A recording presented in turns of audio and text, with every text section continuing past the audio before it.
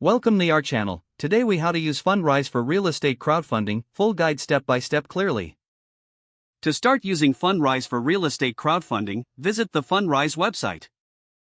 Create an account by clicking on the Get Started button. Provide your email address and create a password. Fill in your personal details, including your name and phone number. Next, you'll need to verify your identity. This may involve providing a government-issued ID or other documents.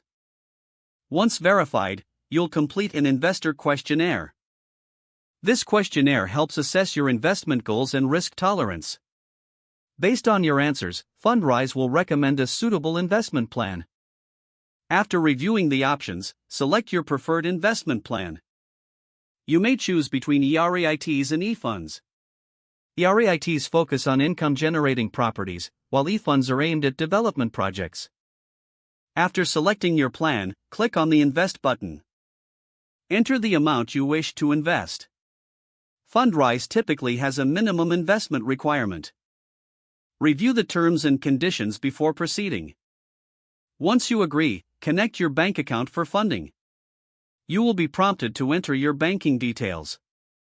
After funding your investment, review your portfolio. This will show your holdings and projected returns. Check your account regularly for updates on performance. Fundrise provides insights and forecasts for your investments. Consider reinvesting your earnings for compound growth.